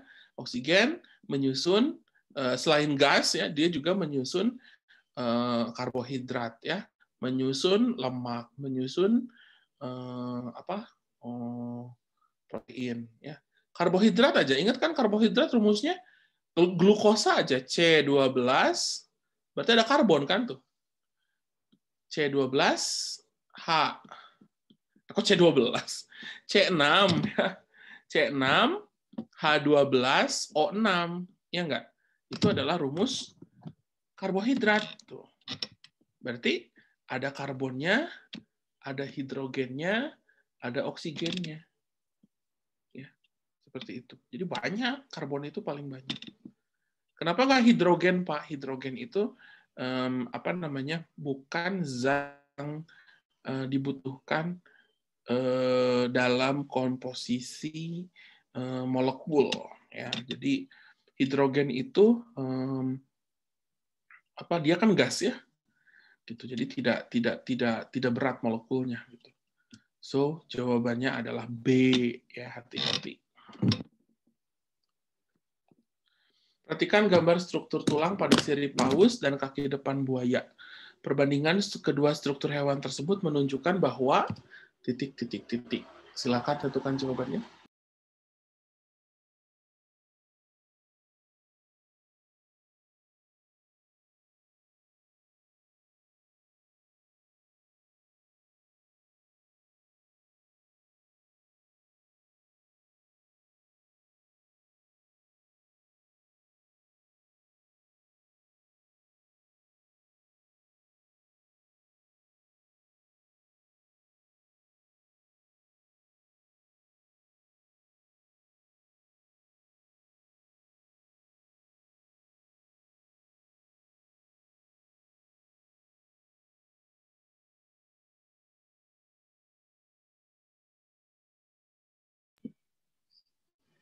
Oke, Aura, Ega sudah, Arifin dan Osbert juga sudah ya. Baik. Mari kita lihat jawabannya. Di sini ada dua struktur antara sirip paus dan kaki depan buaya ya. Kedua hewan ini berasal dari kelompok yang berbeda, mamalia dan reptil ya. Keduanya alat geraknya juga dipakai untuk tapi bisa berenang ya, buaya kan bisa untuk berenang ya. Mari kita lihat. Perbandingan fungsi organ seiring dengan perbedaan strukturnya. Struktur berbeda, fungsi berbeda. Oke. Perbedaan fungsi organ terjadi karena persamaan strukturnya. Masa sama, strukturnya sama, fungsinya beda. Gitu ya. Persamaan struktur akan menyebabkan perbedaan fungsi. Karena strukturnya sama, fungsinya jadi beda. Enggak juga ya. Fungsi menjadi berbeda mah tergantung tempat hidupnya ya. Paus jadi alat geraknya untuk berenang ya karena hidup di air. Persamaan struktur dapat terjadi pada organ yang berbeda fungsi. Ya. Nah, kalau kamu lihat di sini, tulang-tulang penyusun sirip paus dengan tulang-tulang penyusun kaki pada reptil itu sama ya. Jadi tulang jari jemarinya, tulang nama-nama tulangnya pun sama. Tulang hasta, tulang pengumpil, gitu-gitu, tulang telapak tangan, metakarpal dan sebagainya. Itu strukturnya sama namanya.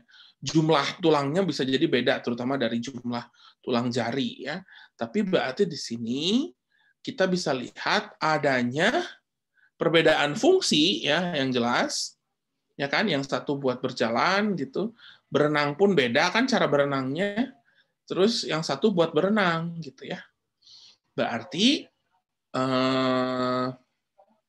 persamaan struktur dapat terjadi pada organ yang fungsinya berbeda ya. Jawabannya adalah D ya yang ini.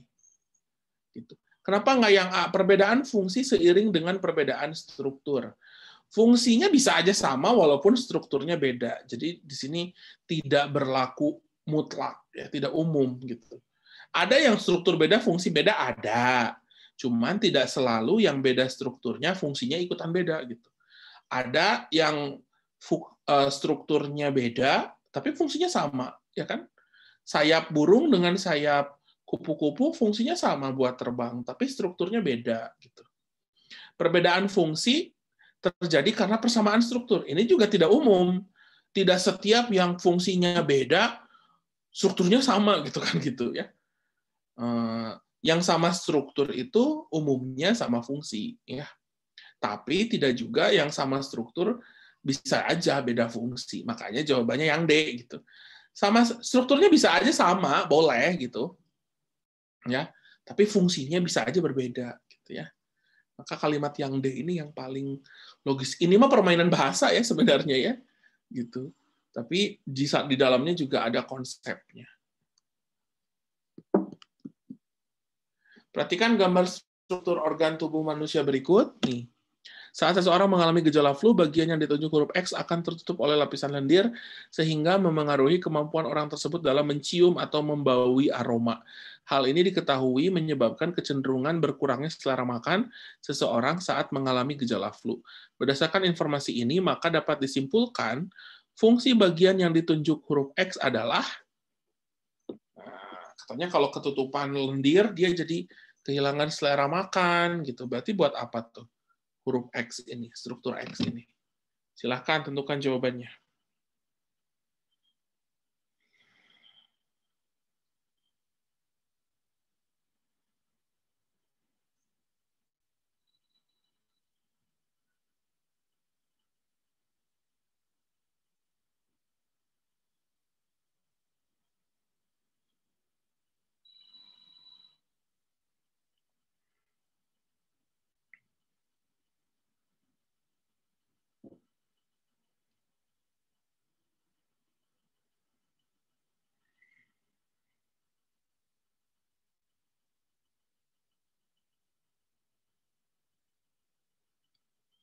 Oke.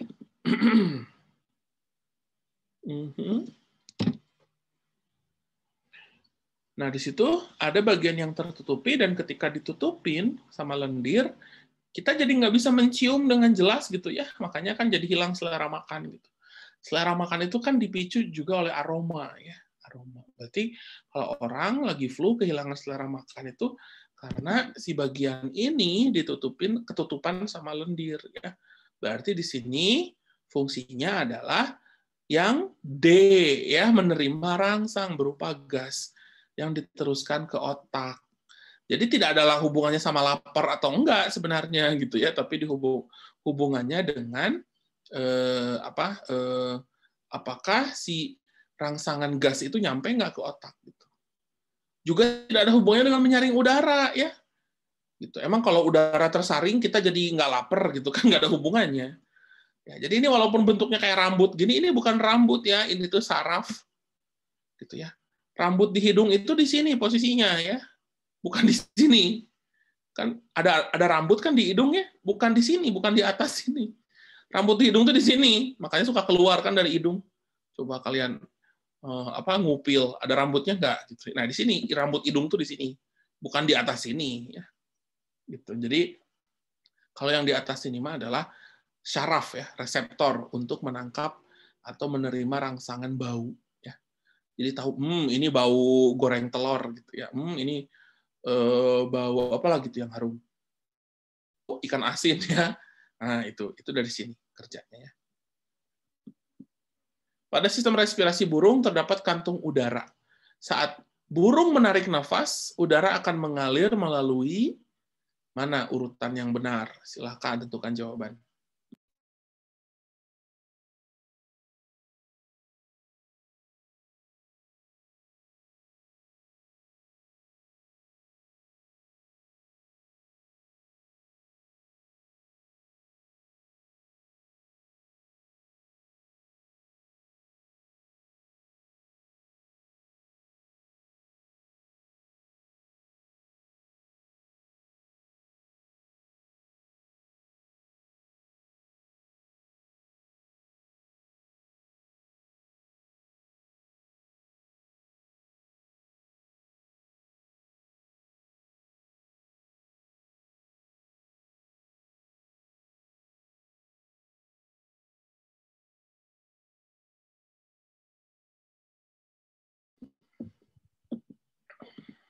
Oke.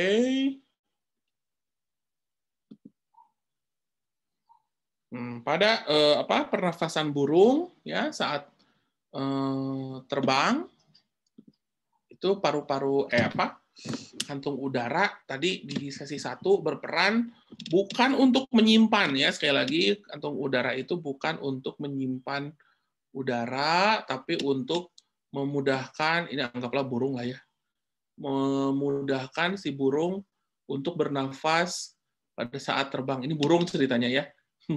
Nggak apa-apa lah, nggak mirip juga ya. Nah, jadi kantung udara itu terletak di bagian sebelum dan sesudah paru-paru ya.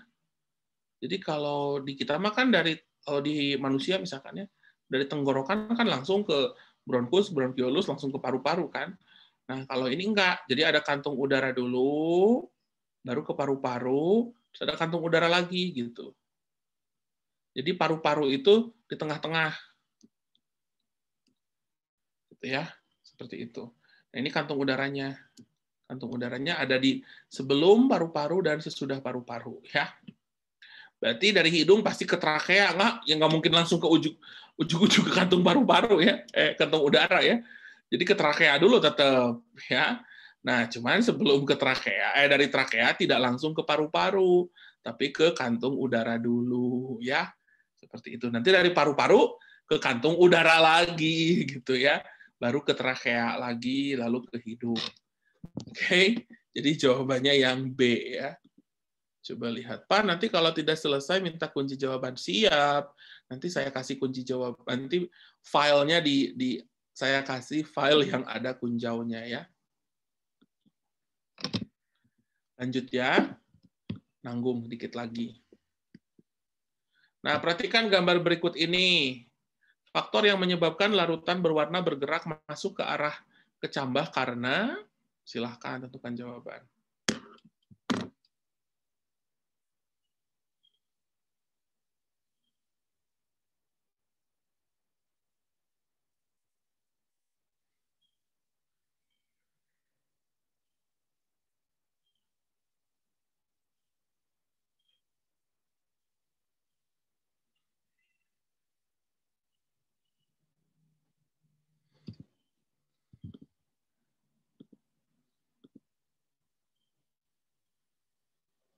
Oke.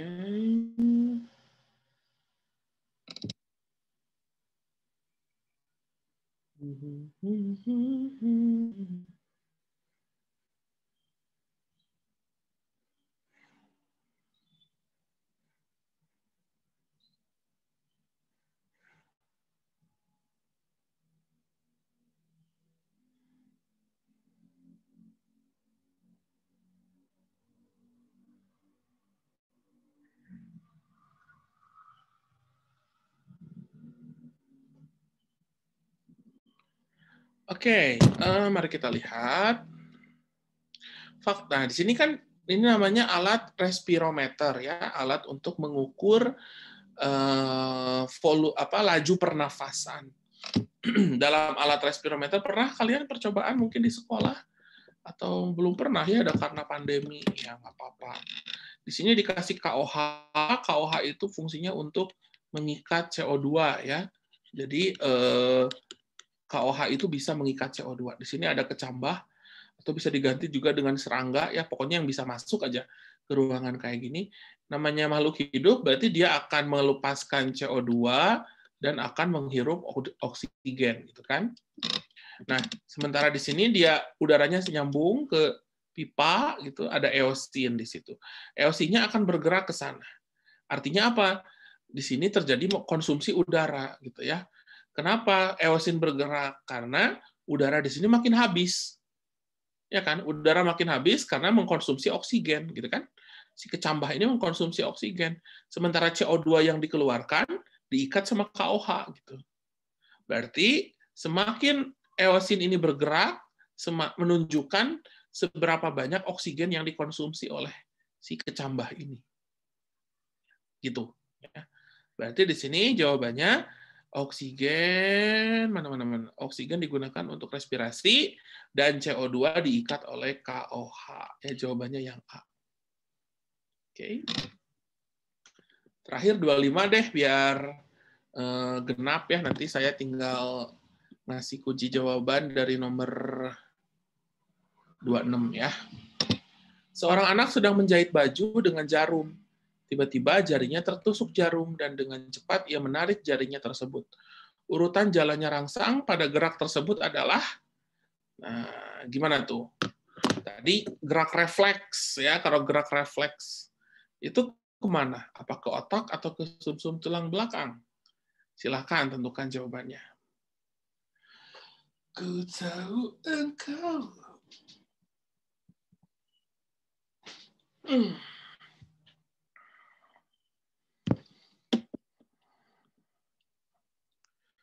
Oke, ada yang sudah menentukan jawaban?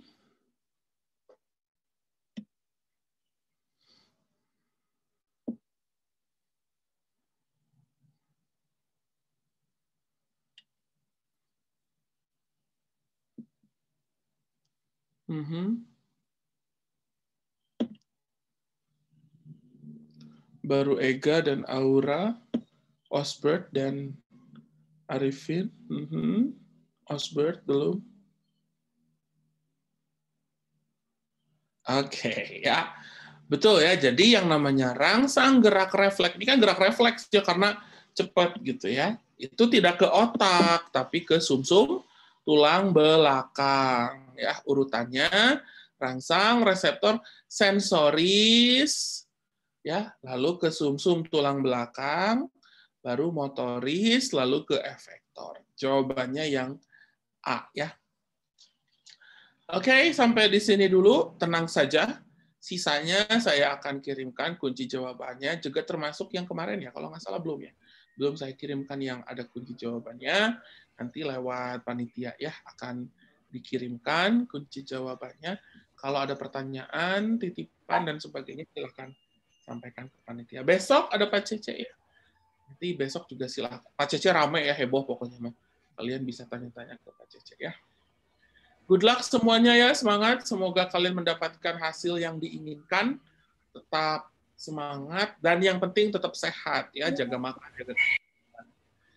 Assalamualaikum. Waalaikumsalam. Terima kasih, Pak. Silakan ya, tarik. Ya, Pak. Silakan adik-adik yang belum mengisi daftar hadir, isi dulu. lalu bisa langsung live ya.